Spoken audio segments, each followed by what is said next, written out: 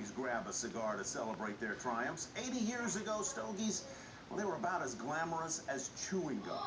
Nat Sherman, though, changed all that with an image makeover and a premium product.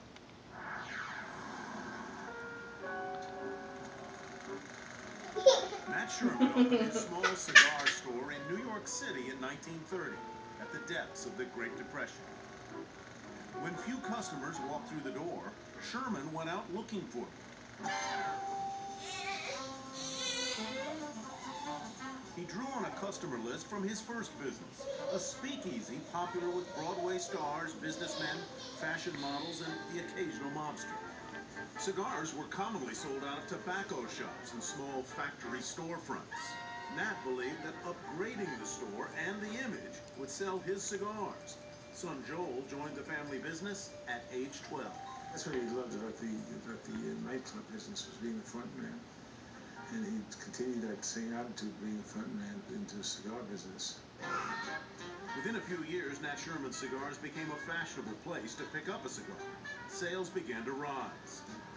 Encouraged by the exposure, Sherman began placing an ad prominently in the New York Times, page 3, every day.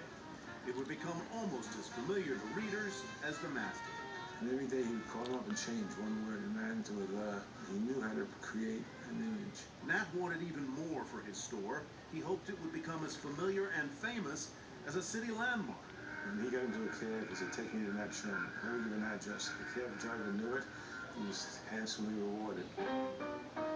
By the late 1930s, his little store was making big revenue, some $200,000 in annual sales. But Nat had even bigger plans. He introduced his own label of premium cigars, made with Cuban and American tobaccos, and got everyone to try them.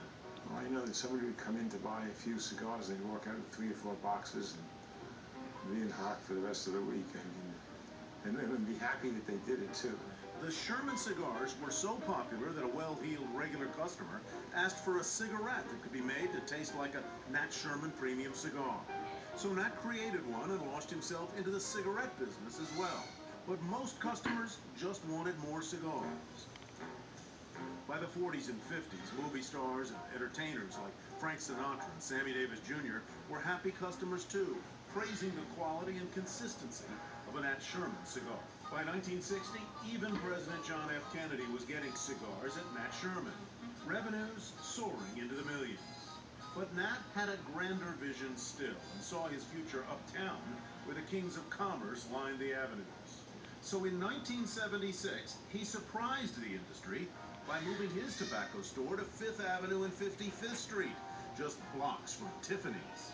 Bill Sherman, his grandson. It was New York, both 5th Avenue as such an international presence, as such a lifestyle street. It kind of positioned Nat Sherman as, I think, a luxury product. Revenues rose to match the glittering image, and the business broke $10 million in annual sales for the first time. Hello, I'm Nat Sherman. For 50 years, I've been known as the tobacconist of the world. Throughout the 70s, Nat was looking far beyond the Hudson, so he made another unorthodox decision: sell cigars by mail order. Father said, "We're going to send out 6 million catalogs." And I said, "There's no way we can do that. We don't have the boxes, we don't have the product, we don't have the amount of goods." And that was the year we sent out 6 million catalogs, and I don't think anybody had done it since or before. Those catalogs also helped to sell another 2 million cigars. In 1980, Nat Sherman rewarded himself by escaping the cold winters in New York City and moving to Florida. Earlier, his son had left the family business to head another company, so Nat ran his cigar business by telephone from down south. What followed was a decade of disaster. Cigar quality plummeted, sales dropped, revenues dried up, the Sherman family name got a black eye. And the industry was not particularly on the upswing, and we had lost a lot of our image and polish. Nat Sherman died in 1990 in Florida, his cigar empire and the image he had taken nearly a half-century to build seemingly gone as well.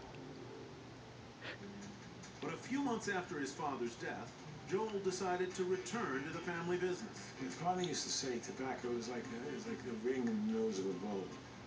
And when you have it, it leads you, it draws you. Joel, along with his own sons Bill and Larry and his daughter Michelle, set about to restore Nat Sherman to its previous glory. My father used to call me a Boy Scout.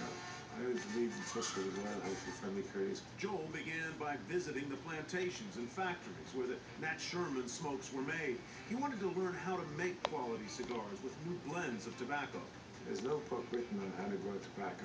You have to walk through the field every day. You have to check what's going on. You have to sense it. You have to know. Same thing when it's curing in the barns. There's no instrumentation that will tell you if it's right or wrong. You feel it, you smell it, you touch it, and you learn by experience. Within a year, Joel and his family had introduced a new line of premium quality cigars. Next, Joel decided to shake up the way they were doing business and move the flagship store, this time to 42nd Street, so they could create a massive 7,000 square foot palace for customers to sit and enjoy cigars. As in his father's original store, celebrities, sports figures, and politicians were soon regulars.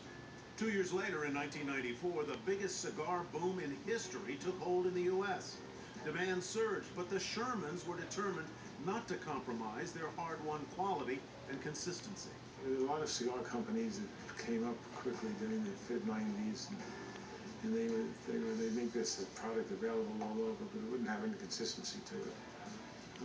We turned away a lot of customers on the wholesale level because we just said, listen, we can't make enough cigars and keep the quality. Still, revenues continued to climb well above $10 million a year. Then the Shermans turned to distribution.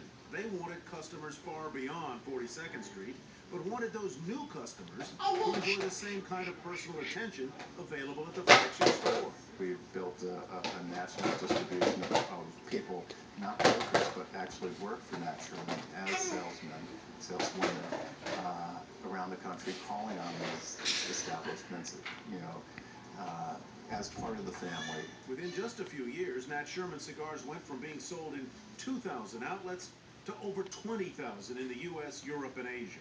But in 2005, the family learned that after 16 years, they would lose the lease on their legendary store. We were forced to look for our new home very quickly. Joel and his kids eventually looked right across the street for a solution. In 2007, Nat Sherman moved into an elegant emporium of cigars.